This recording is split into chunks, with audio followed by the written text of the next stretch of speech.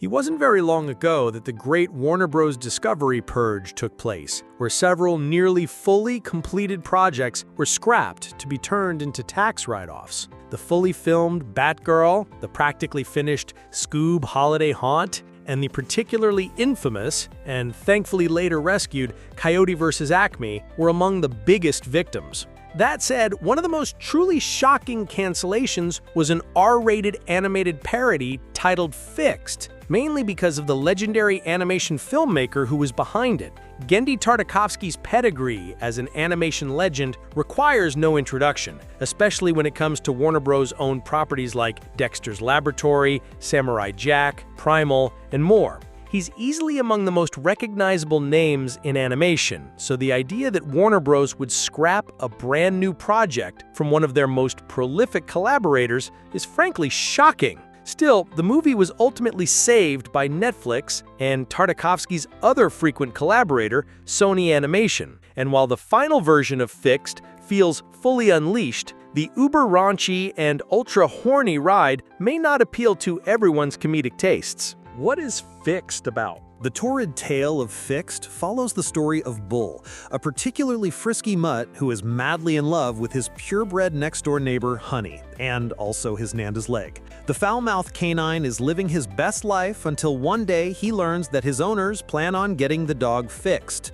meaning he's going to lose two of his favorite spherical appendages. Fed up with the human system, Bull and his trio of friends decide to have one last night to, quote, go out there and suck every bit of fun out of those balls before Bull uses them. Rocco's words, not ours. The above summary didn't make it glaringly clear. Fixed is about as R-rated as an animated comedy can get. It's essentially doing what Sausage Party, The Happy Time Murders, and perhaps most similarly Strays were aiming to do by taking characters and a filmmaking style that would probably be expected to star in a more family-friendly setting and thrust them into R-rated territory. Sadly, Fixed repeats the problem that all three of those aforementioned movies also suffered from: a hyper-focused, borderline obsessive reliance on gross-out humor. Look, there's absolutely nothing wrong with raunchy imagery in a movie like Fixed, but not a lot of the written jokes or visual humor land, nor do they feel particularly clever. The setup and punchline are almost always the same answer: sex. And because it's the only primary source of humor the film seems interested in,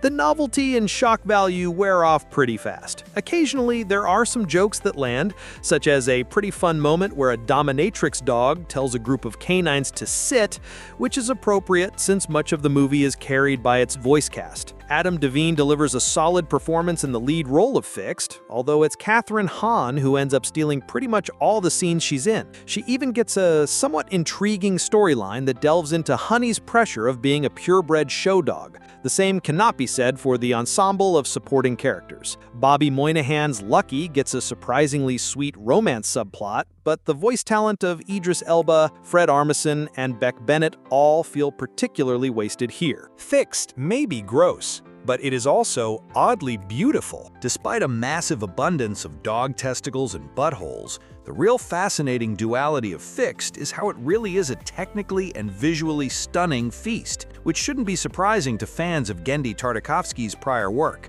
The medium of feature-length, fully hand-drawn 2D animation is such a rarity these days that it's honestly difficult to remember the last time it happened. The raunchy humor is certainly subjective, but the actual animation itself is just as smooth and crisp as one would hope. What isn't as clean-cut is Fixed's narrative. This Homeward Bound meets The Hangover storyline feels like it's trying to do way too much all at once. In addition to Bull lamenting the loss of his balls, there's also his romance with Honey and his relationship with his human family, the latter of whom we really learn nothing about. The plot never seems to strike a balance as it tries to do so much at once, even though most of the film's runtime is nothing but farting, cursing, and sex jokes. Things take a hard pivot into iffy territory in the film's, for lack of a better term, climax. While most of the raunchy humor is more superficial than offensive, Fixed crosses a bit of a line when the main resolution of the film involves two of the characters engaging in a non-consensual sex act.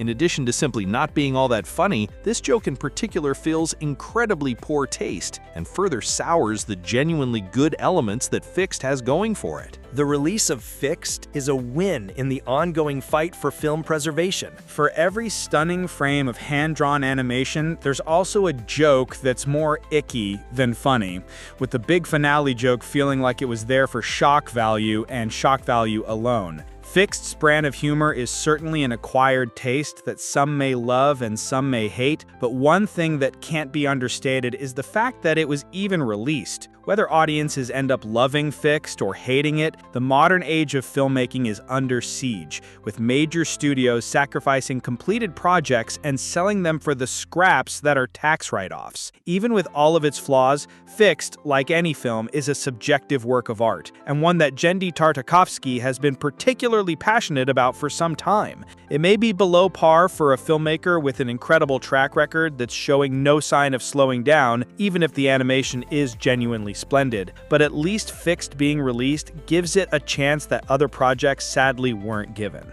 Fixed is now streaming on Netflix in the US.